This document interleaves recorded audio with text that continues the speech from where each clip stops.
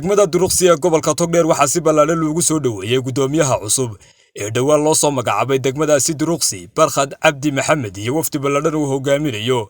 soo dhaweynta gudoomiyaha iyo wafdigiisa kadib waxa degmada Duruqsi ka qabsoontay munaasabadana oo ahayd mid si heesara loo soo agaasimay taasi oo xilalka ay kala wareegayeen gudoomiyaha cusub iyo sidoo kale gudoomiyihii hore ee degmada Duruqsi Saleebaan Axmed Maxamed munaasabadaasina waxa ka qayb galay isla markaasina goobjoog ahaa barasaab ku-xigeenka gobolka Togdheer taliye ku-xigeenka ciidanka booliska ee gobolka taliyaha ciidanka asluubta ee gobolka Togdheer isu duwayaal qaar ka mid ah gudoomiyaasha degmooyinka ee gobolka Togdheer oqaal iyo musharaxiinta u tartamaya golayaasha deegaanka iyo wakiilada ee ka soo jeeda degmada Duruqsi haween dhalinyaro iyo sidoo kale qaybaha kala duwan ee bulshada ku dhaqan degmada Duruqsi ugu horeyntiina waxa halkaasi ka hadlay cuqaasha haweenka musharaxiinta u tartamaya golayaasha wakiilada iyo deegaanka iyo sidoo kale mas'uuliyiintii kala duwaneed ee munaasabadaasi ka soo qayb galay iyagoona soo dhaweeyay gudoomiyaha cusub siina sogootiyay gudoomiyihii hore ee degmada Duruqsi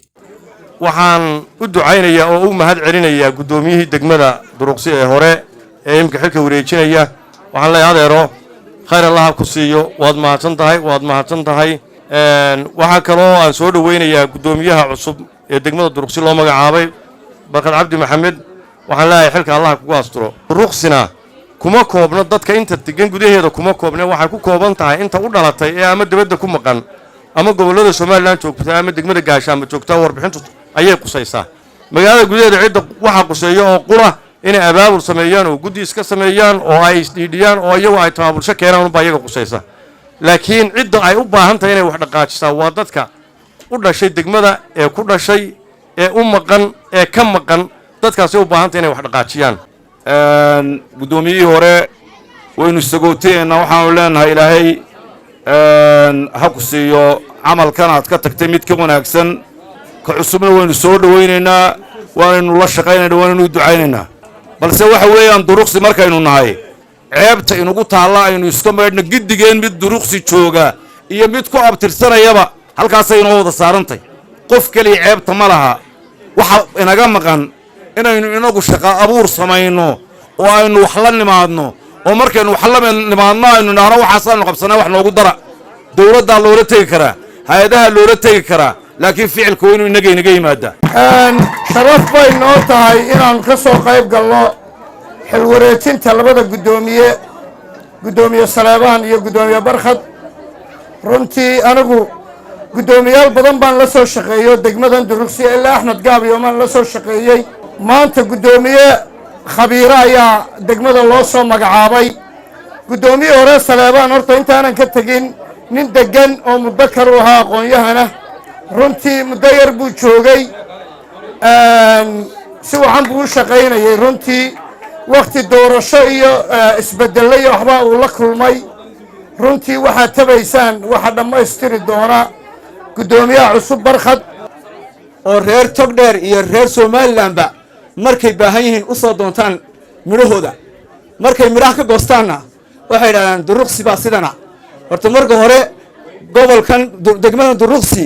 qof kasta oo xildhibaana iyo qof kasta oo xil doona iyo qof kasta oo damac yeesha intuu yimaado ayuu midhaha ka goostaa xafladana waxa weeyaan waa soo dhaweynaya sagootin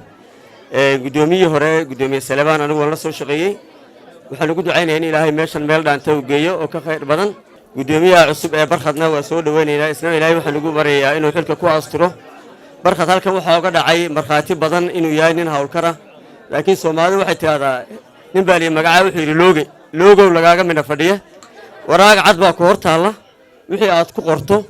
ayuun baa ka hadhaya taan idin sheegay annagu reer Gaashaamo baanu nahay dadku waa isku dad waana isku dal halkan canaano badan baa ka dhacayay waxaan ka horeysiinayaa horta gudoomiyihii hore waa sagootiyaya si wanaagsan baan u sagootiyaya ilaahay camalkan waa loo duceeyay camalka wanaagsan ha siiyo iyo mid ka khayr badan gudoomiyaha cusubna waa soo dhaweynaynaa in yar gudoomiyaha cusub haddaan ka warbixiyo aqoonaydaan badidiinu u lahay raggii halkan ka hadlayay ayaanu leeyahay markuu dhashay baan ogaa waa nin reer Gaashaamooda waa nin aqoon badan waa nin karti badan waxaan hubaa inuu samaysan doono isagu mid khasaba inuu samaysan doono ama dawladda ka samaysta ama ganacsaha ka samaystee gudoomiyaha cusubna waxaan u rajaynayaa waxaan u malaynayaa anuu mideeyaabaan u bixiyeyo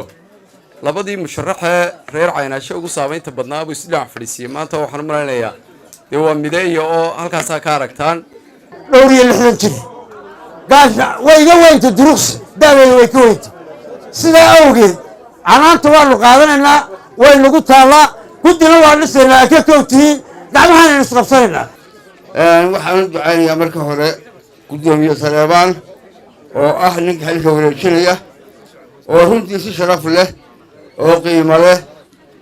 markii la magacaabay Barkhad u hambaliyeeyo qofkii u horeeyay hambaliyeeyay Barkhad waxaan leeyahay ku soo dhaweynaa Allah ku waasir xilka Barkhad waa nin soo maray maamul degmo oo ka balaaran waa nin ku filaan karaya hadduu helo cid la shaqaysa guriga degmadana waa martidana waa ka ugu caan martideeda ay tagayso kaana wax la qabto kole murashax Faysal ahaana $2,000 ayaan ka dhawaaqaya inaan ka qayb qaadan doono halkan horumarka degmada waxay leedahay gudoomiye Barkhad inaka abtiga wahay ilaahay xilka ku fudaydiyo horta bedelka ugu badan wuxuu ka dhacaa duruqsi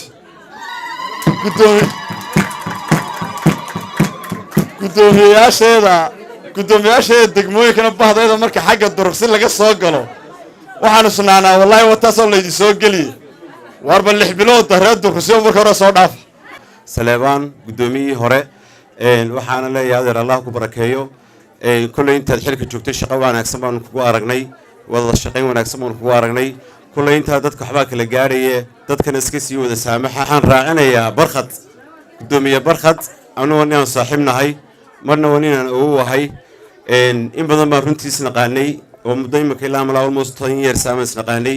Barkhad waa nin calool wanaagsan hadaa aragtaan reer duqsi marid ku yara boodo u yara dajiya nin xun ma ahay waa wuxuu musleeyahay hagaajiye taawta si gaar ah banu leeyahay waana nin shaqo badan halala shaqeeyo waana inay ka go'an tahay deegaankan iyo degmadan inuu wax u qabto runtii waxaan doonayaa inaan gudoomiyaha yar la kaashado midna gudoomiye wax kasta qorshe ku socdaan waxaan ku oran lahaa qorshaha dadka reer duruqsiye maalqabeenka waxaan doonayaa intaad liis qorato inaad qof walba wuxuu ku qorto adiga sawirkii baan kugu qornay singadii baan kugu qornay noocaasay ku dhismaysaa gebigeediba odayaalo la wada haysataa qof walba uu deebudkaas u la hor istaagaya lala shaqeeyo baan leeyahay gudoomiyaha cusub haddaan lala shaqaynin waxba ma hagaagayaan gudoomiyaha cusubna waxaan leeyahay haddaana dadkaaga la tashanin waana talada aanad habeenkii iyo maalintiiba dadka la tashan oo dhallinyarada la tashanin oo haweenka la tashan oo guurtida iyo waxgaradka iyo cuqaasha la tashanin oo culimada la tashan oo ummadda deegaanka iyo degmada aanad isku xidhin waxba kuu socon maayana waad banjari doontaa Barkhad waa nin dhalinyaro ah muddo badan soo shaqeeyay waa maayarkii ugu waqtiga dheeraad degmada Gaashaamo waa yarkii aanu soo wada shaqeynay muddada dheer Barkhad waa nin fircoon dabeecad aan bulshadana aad u dhexgeli kara xilka Allah kugu staran kula Allah ku fuday Barkhad waa adeer kow wadada in la sameeyo wadadaasi waxa weeyeen in wadadaasi fiican looga qayb qaato oo la sameeyo gudoomiyaha cusub ee Barkhad oo ahaan jiray gudoomiyihii hore Gaashaamo oo nin xilkiisa ka soo baxaya waxaan sii sabootiyayaa gudoomiye Saleebaan isagana waxaan Ilaahay uga baryayaa inuu meesha meel ka fiican gaarsiiyo duqsi waxa halka dhigay gudoomiyaashu ma dhigin casuuri kama soo baxdo badrool kuma yaalo cid kale waxa ku macaawiso maciiday ka sameynayeen nimadu dhaqaalaha waxaad halkaa duruqsi dhigay qurba joogeeda mutacalimiinteeda bayac mushtarkeeda ayaa duruqsi halkaa dhigay waxa aan leeyahay aan ugu gudbayaa intaa inamadiina canaantay waanu qabnaa canaantaa hayna bahayna barkadina dhabi yidhi gudoomiyaasha quri ma qabaan annaga wada qabnaa dhammaan waxa aan intaa uga gudbayaa waan ku soo dhawaynayaa hadalka haddii aan gacmaha Barkhad la qaban oo bulshada reer duruqsi ka soo jeeda aanay gacmaha la qaban dayaca magaaladan ama degmadan ka muuqda ka biimaayo canaantu waxba tarmayso qurba joog qolqol joog